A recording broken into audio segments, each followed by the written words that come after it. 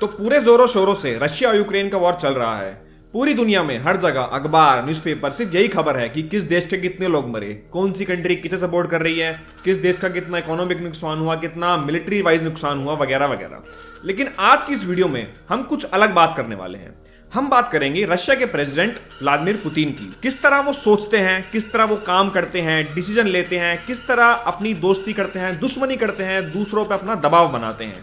यानी in short हम आज व्लादिमीर पुतिन की पर्सनैलिटी को डिकोड करेंगे। वीडियो शुरू करने से पहले हम आपको एक बहुत इंटरेस्टिंग फैक्ट बताते हैं व्लादिमीर पुतिन के बारे में, ताकि ये सुन के आपका इंटरेस्ट बने। अब आपने जो है व्लादिमीर पुतिन को जरूर कभी ना कभी चलते हो जरूर देखा होगा। तो अगर आप ध्यान से नोट करें तो चलते टाइम व्लादिमीर पुतिन का राइट हैंड फिक्स रहता है और सिर्फ लेफ्ट हैंड जो है वो हिलता है। जबकि नॉर्मली आप और मेरे जैसे लोग जब चलते हैं हमारे दोनों लेफ्ट राइट दोनों हाथ हिलते हैं, लेकिन पुतिन का सिर्फ एक लेफ्ट हैंड ही हिलता है, राइट हैंड फिक्स रहता है। तो ऐसा क्यों है? असल में चलने के इस मेथड को कहा जाता है गनस्लिंगर्स गेट। इस वॉकिंग पैटर्न को कहते हैं। तो हमने इसके पीछे की बात जानने की कोशिश करी और हमें पता चला कि असल में ये एक ट्रेनिंग में सिखाई गई चीज है। व्लादिमीर पुतिन जो थे वो रशिया की केजीबी के स्पाई थे। केजीबी जो है वो रशिया की या फिर यूएसएसआर की इंटेलिजेंस एजेंसी हुआ करती थी। जैसे इंडिया की रॉ है, तो सोवियत यूनियन के टूटने से पहले केजीबी सोवियत यूनियन की जो है स्पाई एजेंसी थी। तो केजीबी के जो ऑफिसर्स थे उन्हें ये ट्रेनिंग दी जाती थी कि आप जो है अपना राइट हैंड बॉडी के पास रखेंगे, ताकि आपके सामने अगर कोई दुश्मन एकदम से आ जाता है तो फटाफट आप जो है अपनी जेब से पिस्टल निकाल सकें और उसे शूट कर सकें। क्योंकि अगर हाथ आगे पीछे हिलेंगे तो वापस पिस्टल निकालने के लिए टाइम थोड़ा ज्यादा लगेगा और इससे दिक्कत हो सकती है। तो ये रीजन है जिस वजह से व्लादिमीर पुतिन और रशिया के काफी मिलिट्री के ऑफिशियल जो हैं वो गनस्लिंगर्स गेट नाम के पैटर्न के हिसाब से चलते हैं। अगर व्लादिमीर पुतिन के बचपन की बात करें तो उनका जन्म 7 अक्टूबर 1952 को लेनिनग्राड में हुआ था। लेनिनग्राड जो है वो आज के टाइम का सेंट पीटर्सबर्ग है। अब जिस तरह छोटे बच्चे होते हैं, कोई डॉक्टर बनना चाहता है, कोई इंजीनियर बनना चाहता है, लेकिन व्लादिमीर पुतिन जो है वो शुरू से ही अलग थे, टेढ़े दिमाग के थे। इन्हें बचपन से ही स्पाई बनना था और इनकी कहानी जो है वो प्रॉपर एक फिल्मी स्टोरी की तरह है। गरीबी में पैदा होना, किसी तरह गिर पड़ के पढ़ाई लिखाई पूरी करना और अपने जो है कॉलेज जाना, यूनिवर्सिटी में पढ़ना और फाइनली जाकर स्पाई बनना। तो काफी इंटरेस्टिंग स्टोरी थी। व्लादिमीर पुतिन के जो ग्रैंडफादर थे वो व्लादिमीर लेनिन और जोसेफ स्टालिन, जो कि दो रशिया के बड़े लीडर्स थे, उनके पर्सनल कुक भी थे। 1991 में जब यूएसएसआर का फॉल हुआ, यूएसएसआर टूट गया, तो इस बात ने व्लादिमीर पुतिन को बहुत ज्यादा धक्का दिया था और ये एक बहुत बड़ा रीजन था जिसकी वजह से जो लीडर व्लादिमीर पुतिन है उनका जन्म भी हुआ था। व्लादिमीर पुतिन की लाइफ में एक बहुत ज्यादा इंटरेस्टिंग इंसिडेंट था जिसने उनकी लाइफ को टोटली बदल दिया था। अब केजीबी का स्पाई बनने के बाद पुतिन जो है 1980s में, मिड 1980s में जर्मनी के ड्रेसडन नाम के एक शहर में पोस्टेड थे। अब ये बात है 5 दिसंबर 1989 की। तो बर्लिन वॉल गिर चुकी थी और पूरी तरह जो है चारों तरफ डेमोन्स्ट्रेशंस हो रहे थे, प्रोटेस्ट हो रहे थे। तो एक प्रोटेस्टेंट्स का ग्रुप जो है एक रशिया के केजीबी के हेडक्वार्टर्स की तरफ चला अटैक करने के लिए। तो उस हेडक्वार्टर के अंदर वहां पर पुतिन भी मौजूद थे। तो वो बाहर आए और उन्होंने कहा कि मेरे जितने भी साथी हमारे सोल्जर्स हैं, हम हेवीली आर्म्ड हैं, अगर आप किसी भी तरह का कोई अटैक करने की कोशिश करते हैं तो हम रिस्पॉन्स करेंगे और अच्छा रिस्पॉन्स करेंगे, हमारे पास बंदूकें हैं, सब कुछ है। तो प्रोटेस्टेंट्स वापस चले गए, लेकिन पुतिन को समझ आ रहा था कि ये प्रॉब्लम बड़ी हो सकती है, इसको सॉल्व करना पड़ेगा। तो उन्होंने मॉस्को में फोन घुमाया, मतलब रशिया में फोन घुमाया कि आप बताइए हमें क्या करना है। उस तरफ से जवाब आया कि हम अभी कुछ नहीं कर सकते, मॉस्को इज साइलेंट। तो यानी जो है हम आपकी हेल्प नहीं कर सकते हैं। और इस बात ने पुतिन को बहुत गहरा सदमा दिया था। उन्हें लगा था कि सिस्टम में बहुत ज्यादा प्रॉब्लम है। लेकिन अब ये तो बाद की बातें हैं, तो अभी क्या किया जाए? तो रशिया के जितने भी केजीबी के डॉक्यूमेंट्स थे जो कि उस हेडक्वार्टर्स के अंदर थे, पुतिन ने और उनके साथियों ने उन सारे डॉक्यूमेंट्स को, जो इंपॉर्टेंट डॉक्यूमेंट्स थे, इंटेलिजेंस वर्क था, उन्हें जला दिया।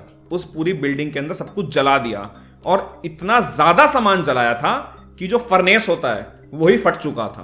तो इस इंसिडेंट ने पुतिन की लाइफ में एक बहुत बड़ा रोल प्ले किया था और जिस वजह से असल में जो व्लादिमीर पुतिन है वो बाहर निकल के आए थे। व्लादिमीर पुतिन जब रशिया के लिए स्पाई थे केजीबी में, तो उन्होंने स्मोक्स एंड मिरर्स नाम की एक टेक्निक पे मास्टरी कर ली थी। स्मोक्स एंड मिरर्स टेक्निक जो होती है वो इंटेलिजेंस के वर्ल्ड में एक टेक्निक होती है, जिसका मतलब ये होता है कि आप किसी को किसी भी चीज के बारे में भरोसा दिला सकें कि ये चीज सच है। यानी आप किसी भी आदमी को ये बताते हैं कि ये चीज सच है, असल में चीज सच होती नहीं है। या फिर आप किसी को ये भरोसा दिलाएं कि कोई भी काम है ये किया जा रहा है लेकिन असल में नहीं किया जा रहा है। तो इस टेक्निक पर पुतिन ने मास्टरी हासिल कर ली थी। पुतिन जो है वो हाईली सीक्रेटिव आदमी है। इनफैक्ट जब ये प्रेसिडेंट बनने वाले थे रशिया के, इन्होंने अपनी पत्नी तक को ये बात नहीं बताई थी कि मैं प्रेसिडेंट बनने वाला हूं। इस लेवल की सीक्रेसी मेंटेन करते हैं पुतिन। अगर हम लैंग्वेजेस की बात करें तो पुतिन रशियन, जर्मन और इंग्लिश 3 लैंग्वेजेस बोलते हैं। अब रशियन तो पुतिन की ऑब्वियसली नेटिव लैंग्वेज हो गई, तो उसे तो बोलते ही हैं, लेकिन जो जर्मन है, जर्मन लैंग्वेज में उनका बहुत बढ़िया कमांड है। अब अपनी केजीबी के स्टार्टिंग ईयर्स में वो जर्मनी में पोस्टेड थे, तो ऑब्वियसली उनका जर्मन पर काफी अच्छा होल्ड हो चुका था। कुछ लोगों का तो ये भी कहना है कि कुछ नेटिव जर्मन स्पीकर से अच्छी जर्मन बोलते हैं व्लादिमीर पुतिन। लेकिन इंग्लिश की बात करें तो आपने नोट किया होगा कि व्लादिमीर पुतिन को बहुत ज्यादा इंग्लिश बोलते हुए नहीं देखा गया। इनफैक्ट ऑफिशियली हमारे पास सिर्फ एक ही ऐसी रेफरेंस है जहां पर व्लादिमीर पुतिन ने इंग्लिश में बोला था। यह तब हुआ था जब 2013 में पुतिन एक वीडियो में 2020 के वर्ल्ड एक्सपो को रशिया में कंडक्ट करने के लिए अपील कर रहे थे, तब उन्होंने इंग्लिश में बात की थी। इसके अलावा हमारे पास कोई प्रूफ नहीं है जो कि ये बताता है कि वो इंग्लिश में बात करते हैं। लेकिन रियलिटी ये है कि पुतिन को इंग्लिश आती है, क्योंकि कई ऐसे इंसिडेंट्स हो चुके हैं जहां पर ट्रांसलेटर प्रेजेंट नहीं था, लेकिन पुतिन जो है दूसरे किसी लीडर से बात कर रहे थे। तो ऑब्वियसली कॉमन लैंग्वेज इंग्लिश ही होती है, उसी में बात की जाती है। ये जो चीज है इंग्लिश ना बोलने की, ये असल में एक माइंड गेम है इंग्लिश के डोमिनेंस को कम करने के लिए, कि भाई खाली इंग्लिश ही नहीं है जिसमें नॉर्मली 2 लीडर्स बात करेंगे, किसी और लैंग्वेज में भी की जा सकती है।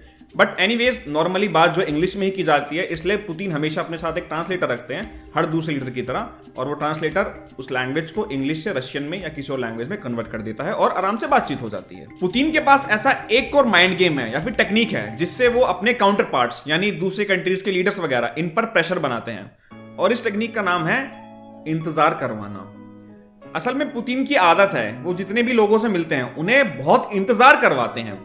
फॉर एग्जाम्पल 2015 में जब पॉप से मीटिंग होने वाली थी पुतिन की, तो उन्होंने पॉप को 1 घंटे तक वेट करवाया था। जब डोनाल्ड ट्रंप अमेरिका के प्रेसिडेंट थे, तो डोनाल्ड ट्रंप को भी व्लादिमीर पुतिन ने अराउंड 45 मिनट्स वेट करवाया था। प्रेसिडेंट ऑफ अमेरिका को आपने पौने घंटे वेट करा दिया भाई साहब, जेन्युइनली बहुत बड़ी बात होती है। जर्मनी की जो एक्स चांसलर थी एंजेला मर्कल, उनको तो पुतिन ने 4 घंटे 15 मिनट वेट करवाया था, और जो यूक्रेन के प्रेसिडेंट थे उन्हें तो पुतिन ने अराउंड 4 घंटे तक वेट करवाया था। और रीजन क्या था कि पुतिन जब रास्ते में आ रहे थे और रास्ते में उन्हें कुछ बाइकर्स मिल गए थे, तो उनके साथ बैठ गए बातचीत करने, ये रीजन था। अब आप लोग एक बात सोचिए कि आपको अगर प्राइम मिनिस्टर ऑफ इंडिया से मिलना है, तो कितना भी इंपॉर्टेंट काम हो, आप उस दिन तो टाइम पर पहुंचेंगे। बेशक आप वैसे कितने भी लेट लतीफ हो, उस दिन तो आप कभी गलती नहीं करेंगे लेट जाने की। तो पुतिन जो है, हमें तो ऐसा लगता है कि जानबूझ के प्रेशर टैक्टिक है कि वेट करना दूसरे लीडर को, वो भी इतने बड़े बड़े लीडर्स को। एक और माइंड गेम जो पुतिन ने 2007 में खेला था। 2007 में रशिया के प्रेसिडेंट पुतिन और जर्मनी की चांसलर एंजेला मर्कल की मीटिंग हो रही थी। तो मीटिंग के बीच में 2007 की बात है ये, पुतिन ने अपने जो एक लैब्राडोर कुत्ता जो होता है लैब्राडोर ब्रीड का, उसे बुला लिया। कोनी नाम का एक कुत्ता था, और पुतिन को ये बात पता थी कि एंजेला मर्कल जो है उन्हें कुत्तों से डर लगता है, क्योंकि 1995 में उन्हें एक बार किसी कुत्ते ने काटा था। उसके बाद से उनके अंदर जो है मन में डर बैठ गया। अब लोग कहते हैं कि पुतिन को ये बात पता थी, लेकिन पुतिन ने बाद में बोला कि नहीं, मुझे ऐसा पता नहीं था। तो उन्होंने कुत्ते को रूम में बुला लिया, और एंजेला मर्कल ऑब्वियसली बहुत ज्यादा घबरा गई। तो लेकिन पुतिन ने भी कुछ ज्यादा रिएक्शन दिया नहीं, वो आराम से पैर पे पैर चौड़े करके एकदम बैठे हुए थे और रिलैक्स करके देख रहे थे कि क्या हो रहा है। तो मर्कल ने बाद में स्टेटमेंट दी कि रशिया ये जानबूझ के करता है, व्लादिमीर पुतिन अपने आप को एज अ मैन दिखाना चाहते हैं, और रशिया के पास और तो कुछ है नहीं, तो यही तरीके बच गए जिनसे वो दूसरे लोगों को डराना चाहते हैं। तो ये भी एक माइंड गेम है जो पुतिन ने खेला था। जब पुतिन केजीबी में थे तो कहा जाता था कि इनके पास जो है डिमिनिश्ड सेंस ऑफ डेंजर है। अब इसका मतलब क्या है? डिमिनिश्ड सेंस ऑफ डेंजर का मतलब है नॉर्मली जो एक आम आदमी को जिस चीज से डर लगता है, पुतिन को उस चीज से डर नहीं लगता था। यानी जब तक कोई बहुत बड़ी बात ना हो जाए तब तक वो घबराते ही नहीं थे अपने केजीबी के दिनों में। इसका एग्जांपल भी दिया गया था एक वीडियो में, कुछ टाइम पहले एक वीडियो आई जिसमें बताया गया था कि जब यूनिवर्सिटी में थे पुतिन, तो एक दिन अपने टीचर के साथ गाड़ी चला रहे थे। पुतिन गाड़ी चला रहे थे, टीचर्स बगल में थे। तो गाड़ी चलाते चलाते साइड में कोई ट्रक जा रहा था जिसके अंदर भूसा भरा हुआ था। तो पुतिन ने गाड़ी चलाते चलाते गाड़ी से हाथ बाहर निकाला और भूसे में से कुछ निकालने की कोशिश करी।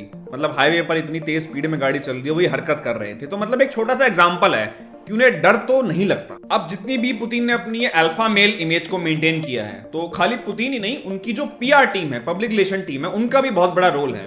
अब पुतिन को जो है प्रॉपर एक स्ट्रॉन्ग लीडर की तरह कैसे दिखाया जाए, इसके लिए अलग अलग तरह की चीजें की जाती है। फॉर एग्जाम्पल F1 कार चलाते हैं पुतिन, हंटिंग करते हैं, बर्फीले पानी में डुबकी लगाते हैं, वगैरह वगैरह।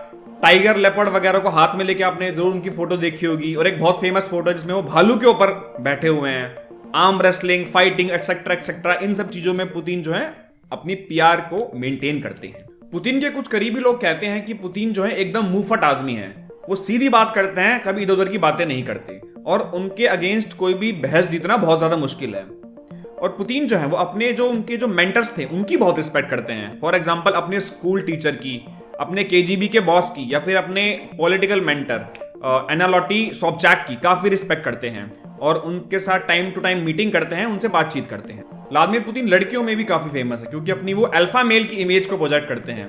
अब कुछ टाइम पहले एक न्यूज आई थी जिसमें वो पब्लिकली जर्नलिस्ट और एक फैशन डिजाइनर के साथ फ्लर्ट कर रहे थे, तो ये भी कुछ क्वालिटीज हैं उनकी। जिस तरह से रशिया और इंडिया के रिश्ते अच्छे हैं, उसी तरह से पुतिन और मोदी के रिश्ते भी काफी अच्छे हैं। कुछ टाइम पहले प्राइम मिनिस्टर मोदी और पुतिन की मीटिंग हुई थी पुतिन के घर पर।